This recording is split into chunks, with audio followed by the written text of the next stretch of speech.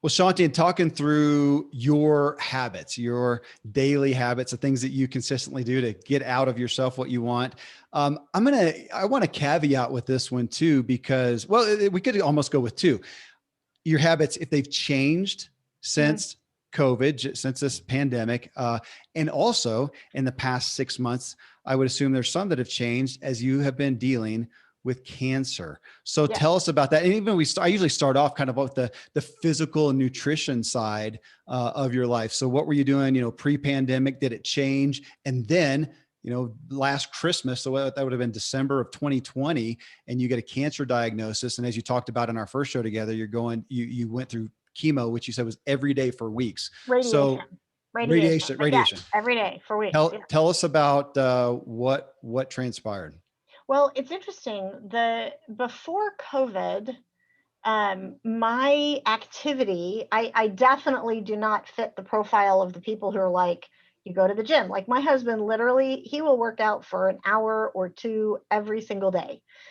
He'll ride his bike, he'll go running, do whatever it is. He'll go to the gym. I am not a gym person, even though I know I probably should be. But my life before COVID, probably like a lot of speakers, authors, speakers, was I got a ton of activity running through airports. I know I know that that sounds weird, but like, oh yeah, 10,000 steps a day isn't even like close. Like, because when you're running through airports and speaking 3, 4 days out of the week and just running around a lot, it's it's just there's a lot of natural activity. Nice. And like a lot of people, that came to a screeching halt in mid-March Yeah. with the pandemic. Yeah. And so finally, it was like, okay, this isn't changing anytime soon. Let's go walking. And so we started walking. And like a lot of people in that situation, I gave myself plantar fasciitis because my feet were suddenly like, wait a minute, you've been sitting on your rear end for a month and now you're walking every day. We don't like that. So that for me was the big COVID challenge, which is Wow. stupid. Like I can't even go walking because my heels hurt. What kind of Yeah. a wimp am I? I get that. I have been dealing with, I don't think I've talked about the show. I've been dealing with plantar fasciitis for a year and a half, Shaunti. No kidding. Yeah. Now I got it Me because, too now, and I because that am, happened in April. yeah, Wow. it's gone on forever. Now I am a runner, and I did it from a change in a couple of different things, a change in shoes and running with some younger kids. So my pace Oh, differed and whatever, but then I'm not going to get off of it and just put it in a cast. And so I'm doing better. I've done some things now, but yeah, I sleep with a splint. I do all yeah, the, yeah, yeah. okay. Oh, that's all so I hard. I Yeah. literally feel your pain. So well, and then so what did you just not able to do much activity at all, physical Yeah, activity? literally, like I'm not old and I can't walk. Like Yeah. it hurts too bad to Yeah. walk. It's just the I stupidest I thing. I So agree. anyway, in terms of kind of self-care and whatever, Yeah. my I finally went to see a podiatrist and finally, listened to the podiatrist who was like, stop walking. Yeah. Like you just have to stop everything. I'm like, are you serious? I'm stuck inside during quarantine and I can't even get Can't, out yeah. and walk every day. Anyway, so Yeah. yeah. That's So ours. it was let's just say it's been a weird year and a half, but the good news is that hopefully things are opening up. There's a lot more events, a lot more sort of natural opportunities to be active, Yeah. so we will see. It How looks like about it's on the all a good. nutrition? How about on the nutrition side? Anything you adhere to there specifically? Yeah, very interesting actually. Confession that once I got the cancer diagnosis, I didn't kind of do anything. I didn't think I did a whole lot differently, but there must have been some comfort eating or something because I hadn't put on weight during the quarantine, but that started after the cancer diagnosis. And then actually, I had a weird reaction to the radiation where I started gaining a pound a day, which, Oh, you don't really want to do. yeah. Not excited about that. And so it turns out they think if you've ever been on steroids, Uh-huh. You might gain weight like I Yep. do anyway. So my body just couldn't handle everything that was happening. And this is a habit thing you might be interested in, where my when I told my oncologist, I'm like, I'm gaining a pound a day. What on earth? Because that should not be a normal side effect of Yeah. radiation. And she looked at me, she's like, you're not getting the rest I told you to get, are you? Ah, And I'm like, oh, haha. And apparently it's an interesting thing for anyone who's a busy leader, right? Who's involved, got a lot of stuff going on.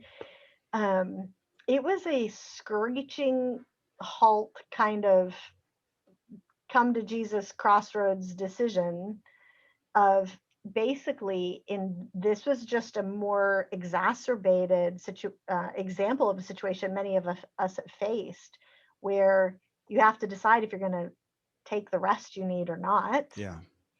and whether you're going to sort of give your body the resources it needs to handle what's going on. So in that case, radiation is pretty hard on your body, and my body was basically being flooded with cortisol, Mm. which is a stress hormone. It was like being on a course of steroids. And so I was gaining a pound a day. And it ended up being that over the course of about 3 weeks, I gained about 12 pounds. And, for anybody, especially a girl, it's like, no, we don't like this. Yeah. And so it was interesting. I had to really dramatically figure out how to get rest and cut back on my schedule, which is really hard for me. Like I have staff I have to pay. Like it doesn't matter whether I'm out there earning revenue or not. Like I still have to pay salaries. And what happens to all the projects that we've got underway and all the stuff that we're visioneering towards. And am I going to rest and take care of my body or Yeah. not? Like those are big choices to make. And as part of that, am I going to be eating healthy or am I Yeah. going to comfort eat? You know, and so I'm now pretty strict. I'm not crazy, but I'm pretty much eating mostly whole foods, not trying to eat processed foods and not a whole lot of sugar, that kind of thing. Yep. And I definitely feel better. I had to decide to rest. That was crucial. Took a couple of months, drastically reduced schedule, postponed a bunch of launches. It was horrible. I didn't want to, but I did. Can I Because it was ask needed. what was your normal amount of sleep prior and now, and then what'd you change to? Well, it was interesting. Normally, I mean, it wasn't unusual at all for me to be working until, 10:30 or 11 because there's just stuff that has to get done and I've my team waiting on a document or whatever. And sometimes I would knock off at a reasonable hour, but it was a lot of times that I would, I'd have dinner with the family and then, I'd go back to try to meet a deadline for a few hours. And so getting to bed at midnight was not unusual at all. And Yeah. I basically cut back to during that 2 month period where I was trying to give my body a bit more resources to fight the radiation, to heal it. I basically either didn't work at all or worked maybe 2 or 3 hours a day Wow. and just slept in, as much as I could. My husband was awesome. He handled everything with our kids and, getting our son off to school and all the stuff that comes along with that. And Yeah. anyway, yeah. Well, that's significant. So on that aspect of it, again, granted things change with COVID, but with the norm of your schedule as a speaker, often on the go, what had been some of the habits that you have done to retain the family health and those relationships with you Mm, being gone so much? it for me, the key, and everybody's a little bit different, but for me, the key has been trying, and it doesn't always work as well as I want it to, but really trying to be purposeful about two things. One, when I'm on the road, I'm always trying to like FaceTime or video call or something. There's something about being on video that for me has been huge for years, even before, you know, everybody had an iPhone or whatever. Figuring out a way to do that through WhatsApp or whatever. Yeah. Like it was just a thing that I thought was important. But the second thing that has always been crucial is I I have to figure out what it is that's crucial for example, my kids. And if I am home, I'm going to prioritize this thing, like whatever the thing is. Like for my daughter, she she's a great volleyball player. She loves volleyball. Like she's really good at it. And it was a thing that our family would enjoy together and share. And it was important to her. And so there were meetings, there were all sorts of things, but doggone it, if I am home and she has a volleyball game at 4 o'clock in the afternoon, I'm going. I'm sorry, I'm not scheduling a meeting Yeah. at that time. It just it's a kind of the big rocks idea. Hmm. Put those big rocks in first. So Yeah. that was for me one of the habits. Let me ask you on the mental side. So this is episode, I think it'll be 903. 2 episodes ago was our main talk talking about joy. Hmm. And in that, I actually ended with, showcasing your book here. And hey, this is the training. This is a training manual for practicing joy. Well, for programming. I mean, Yeah. you're into the neurosciences and neurology. And what do you do? What are some of your daily habits for your own mental training and programming? For me, there's a couple that are crucial. One is, I know this is going to sound really silly, but we've developed this over the years, and Jeff and I actually invest in our marriage in a very unusual way, where we both work from home. And he does a lot of the research with me. He has his own, he's an entrepreneur, he has a technology company, but he does a lot of the research on whatever the relationship studies that we're doing. So we both work from home. And it's a get the kids off to school in the morning. We've done this for years, and sit and have coffee while we read the news or whatever. And it's not even like looking deeply into each other's eyes and like having a deep, meaningful conversation. It's literally sitting at the same kitchen table and having coffee and reading the news. And then going, "Ooh, did you see this?" Or, "Oh, did you read so and so's column?" Or, "Oh, listen to this." And it sounds silly, but this kind of daily companionship, it's to us has been a huge part of Mm, staying close. yeah. And then I always have, sort of a pattern where I do a quiet time, read the Bible, journal. I try to do something to grow my relationship with the Lord. Is for me as a person of faith, I think that's really crucial. And those two things have to anchor my day. Yeah. I do, and I know it's not probably the norm, but I do them in that order because my brain doesn't wake up enough for me to have a quiet time before I've had coffee. Yeah. Yeah. No, hey, I love hearing the anomalies to the, hey, this is how, because we hear that so often. There's books written about it. Here's Hal Elrod. We had him on the show, Right. Miracle Morning, and Robin Sharma. And I love their outline and their structure. I say that is really good. But at the end of the day, the point is just to get that kind of stuff done. Is there some Yeah. planning? Is there some downtime? Are you being present? Are you looking at your Yeah. goals? All right. And so if you're going to do this at 5 a.m. or 5 p.m. or 3 a.m., knock yourself out. Just get them done. So thank you for saying that. I appreciate Yeah. that. Absolutely. Well, and on that, one of the spokes I often ask about is spiritual. And you talked about that daily quiet time and Bible and journal. Is that kind of a primary Hmm. pillar of your spiritual habits? Okay. Yeah. How about then with business? You talked about that, and you've had a growing business for a long time, and you've Hmm. done it when you were a solopreneur. Now you got employees, and you've got new books, and you've got marriage focus and finance focus and just joy focus and thriving in different capacities. So in looking at that, what are some of the habits that you are doing for your own career and business to keep it on track? One of the things that, and I think this is what you're asking, but you tell me if it's not. One of the things that has been crucial for me is I I have always had a sense of a natural arc of a project that I feel like is a vision for a period of time. And often that is a book research project that I'm doing because we tend to do large, expensive, multi-year research projects. So, for example, the project that I talked to you about years ago on for the what eventually became the book Thriving in Love and Money. Yeah. It was about, studying money and marriage, and that was a 3-year project. It was about 2 years of research and writing the book, and then the book came out. So that's a 3-year process, and then the next one. I've actually seen from a strategic standpoint that even though you might be in the middle of the arc on project number one, it's actually really important to have our kind of radar up for what are the signals of what's needed for project number two, even Hmm. though it's not going to happen for a year or two in the future. And to have a sense for that allows a lot of strategic thinking, planning, wondering, praying, number crunching, whatever that is that's needed without the pressure. Yeah.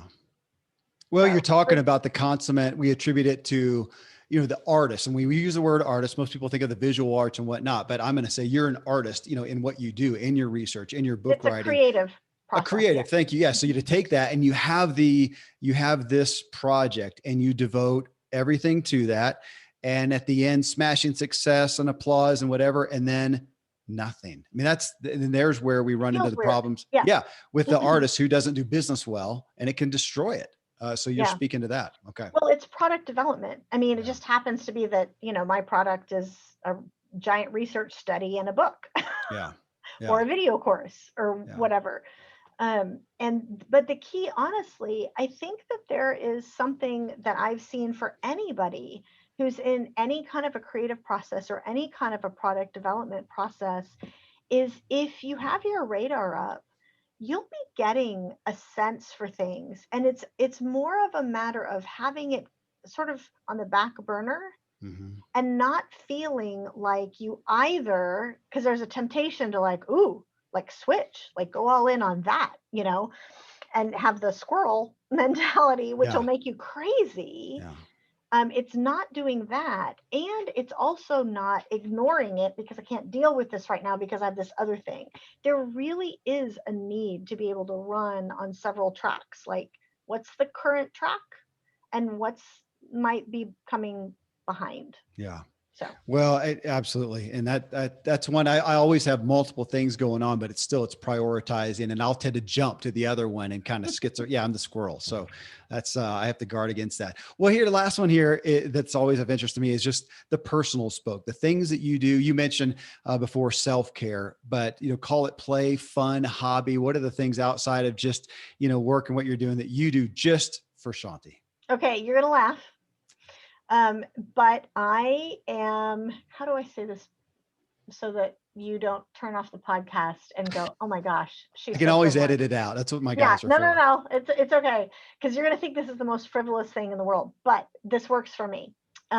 Which is I love for downtime. I'm a fiction reader. I I I mean, I'll read everything, but just for fun, I'll read fiction, right? And it can be a lot of things. It's mystery novels, it's Christian fiction, it's adventure. Like I'm a big, action adventure girl. Um, but when it comes to a busy season, I will literally get what I call beach read novels. And these are like a mystery book that I have read 6 times before.